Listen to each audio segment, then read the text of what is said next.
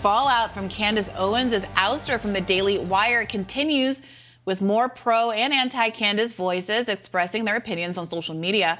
Journalist Bari Weiss did not mince words, posting, quote, "And this piece doesn't even touch on her truly bat's bleep views about Brigitte Macron. That it took the Daily Wire this long to sever ties with Candace Owens is alarming."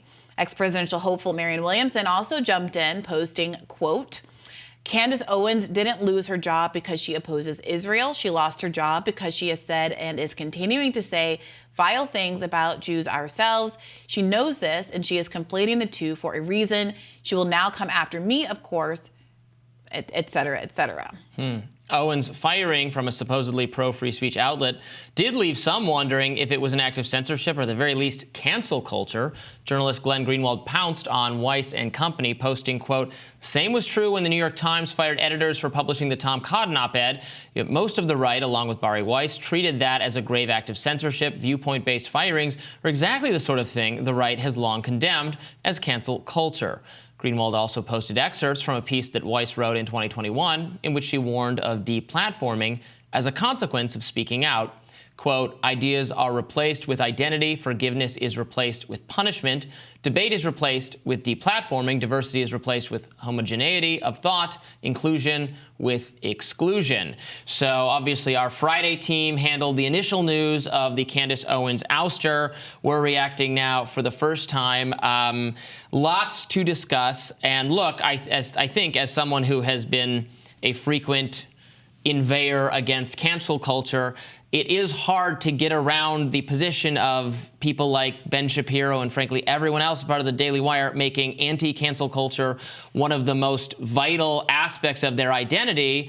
And the problem is when you do that, when you start going not just obviously the government can't silence people, that violates the First Amendment. They shouldn't make social media companies silence people. When you go all the way to what everyone is entitled to a platform on your network, you get into these weird situations where then you can't fire anyone, or if somebody else fires someone, you complain about it, but when you do it, it's okay. Well, it's justified, they're saying, because she's an anti-Semite, and it's said, you know, that's their That's claim. what they said. You get into this weird position where you do end up looking hypocritical, I think. It's the problem that, look, I have been a critique of the weaponization of identity politics since that was the beginning of my foray into journalism. But that's a very different thing from making the argument that identity doesn't matter. And what I think some critics of some of the more right-leaning people who have made identity politics their bête noire over the last 5, 6, 7, 10 years or so, is that what it sometimes reads as is not that they think identity politics are bad, but they think that your identity doesn't matter and their identity does. So it's all about being victimized if you're a white Christian male, or in this case, if you are Jewish. And obviously anti-Semitism is real and exists, but the question is whether or not they are identifying that Candace Owens has said things that are anti-Semitic, which I see people making the accusation, and I'd be interested to see the evidence of that, or if the critique is because she has a different view about Zionism and what is going on in Gaza than other people at the Daily Wire. Right. So there are some criticisms of her that I think are valid, even along anti-Semitism lines. Mediaite reports that she liked a tweet saying that Jews were drunk on Christian blood. That is anti-Semitism. Do we have, I'm just curious. I've seen that, but I haven't been able to see the tweet. I have it per Mediaite from Deadline in front. Right, yeah, that's fine. We should trace that down specifically. But some other things, what's going on right now, and they're accusing her of anti-Semitism over, I am much more skeptical of this whole Christ is King phrase. So she tweeted, you know, we're coming up on Easter, Christ is King, something like that. And now a lot of people affiliated with the Daily Wire, Jeremy Boring, Andrew Klavan, who, you know, Andrew Klavan is a very smart religious scholar, was formerly Jewish, converted to Christianity, saying that he calls that an anti-Semitic dog whistle. I'm seeing a lot of people. That's from someone who was formerly Jewish and converted to Christianity. Right. Isn't the whole break about deciding that Christ is the Son of God and that therefore you believe in Christianity? I was raised, I don't know. That he died for your sins? Isn't that the whole point of Christianity? I was raised Catholic, which is a slightly different thing. I have never come to understand that. And then again, I'm not the go-to source on religious authority, just so we're all clear. I have More never so than this agnostic. heard that phrase described as anti-Semitic. This seems kind of invented on the spot to me, I'm just going to say. No, so keep in mind that this has all come on the heels of Candace Owens doing a couple of high-profile interviews with people who are very strongly supportive of Israel. So she's been in this back and forth with Rabbi Shmuley. We've talked about him on the show in the context of being an advisor to RFK Jr. It's gotten pretty ugly. Rabbi Shmuley has accused Candace Owens of a lot of things. She said, come on my show, we'll debate it. My subjective opinion is that he didn't fare very well in that context. Candace Owens can be very poised and very rarely gets out over her skis in those kind of debate contexts and tends to perform very well. It got ugly in part because Rabbi Shmuley's daughter sells adult toys and is involved in that business, which I have no issue with at all. But Candace Owens tends to be more culturally conservative. And so there was this weird juxtaposition of Rabbi Shmuley kind of trying to claim a moral high ground at the same time that Candace Owens was trying to claim a moral high ground because of his promotion of his daughter's business. And it became a whole thing. And then there was another similar interview with another Zionist that I think might also have rankled some feathers over at the Daily Wire. And so just the timing of it and the public nature of the kinds of conversations that Candace Owens has been having lately. She also did a long form interview with Norm Finkelstein a couple of months ago that got enormous ratings. And so I do think it was a matter of time. How long was it going to be between before the tensions between Candace Owens' programming and Ben Shapiro's politics on this particular issue were going to come to some kind of head? So I found the tweet. So this was during the fight with Rabbi Shmuley back on March 13th. He's feuding with Candace, and just some random person or some person I don't know responded to Shmuley and said, criticizing for what he's saying or taking issue with it, like fact-checking it, and then saying, "Are you drunk on Christian blood again?" And she liked that tweet. So there you have it.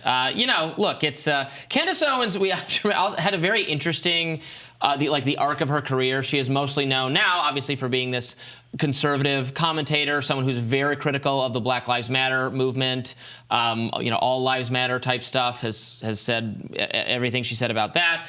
When she initially burst onto the scene back in 2015, she was actually. She was certainly not right-coded. I wouldn't say she was necessarily left-coded. She was almost lib-coded in some ways. Her first foray into national attention was launching something called Social Autopsy, which was what she described as an anti-bullying organization because she had received death threats or racist death threats from a friend or something. It's a convoluted story. She got a little bit of national attention, and then she spun that into an anti-bullying thing. But her plan, and this didn't really go anywhere, but the idea of Social Autopsy was going to be to make not anonymous anymore the internet, because she thought anonymous trolls were the problem and were harassing people and bullying people, and if the internet was less anonymous, you could hold those people accountable. That got her into trouble with both pro-Gamergate and anti-Gamergate people, if you remember the whole Gamergate controversy. Basically, right and left united against her because neither side wanted to, because those people were always harassing each other, so neither side wanted to move forward with this make the internet no longer anonymous thing. It was like a profound misunderstanding of that conflict. Then she pivoted in this very anti-Black Lives Matter and eventually conservative commentator direction. So some people have accused her of being not particularly kind of an opportunist. Well, people change their views over time. Well, especially because that initial bullying campaign was spurred because she sued her school district over accusations that she was being bullied for her race and that the school district wasn't defending her appropriately. So for her to have gone from racism exists and it was targeted against me and I deserve a $37,000 judgment for the school district because I was targeted for my race, to everyone's exaggerating the importance of race, racism doesn't matter, racism wasn't a factor in these police killings, et cetera, seems incongruent to a lot of folks. Yeah, I mean, you can change your mind over the course of 10 years. It could be when she was a much younger person, she thought Or it could be an example of her doing arguably what so many of these cancel culture critics are doing now, which is to say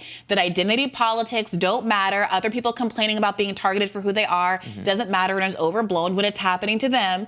But when it's happening to me, it's a big deal and everyone should pay attention. I think the one thing you can't say about her, however, at least in her latest ventures, is that you're right. Like, she does not shy from a fight or a debate or an argument. So if you're going to say, you don't like her view, like the answer to instead of canceling her, have her interview people or have people on her show who disagree and they can fight about Israel or other issues or whatever it is. Like, she does do that. Yes. So it's not like she's just delivering a monologue that's totally contrary to what the rest of the people think. Like, she does do that kind of arguments. So I don't know. I think it's hard to get yourself out of the position if you're the Daily Wire. Yes. She's smart and she's poised, and I think she's dotted her I's and crossed her T's more on this than other people have. And so I'm very interested to see where she goes next. When the break happened, she tweeted, "Yes, it's true, I'm free." I don't know if she's going to kind of pull a Tucker Carlson or hang up her own shingle, start her own media company, but she certainly does have a huge audience that she's earned, I think, from being willing to confront her views and frankly change her mind on things and evolve and have really more constructive dialogues on her channel than some other people in that side of the space have had, including some of these recent debates with Norm Finkelstein and the like, that I encourage people to listen to and make of it as they will. Interesting. Well, we will continue reacting to that. And that's our show for the day. We have another one tomorrow, Tuesday, and we hope you tune in. Be sure to like, share, and subscribe so you never miss any content. And for those of you who like to listen while you're on the go, we're now available anywhere you listen to podcasts. Fare thee well. Take care.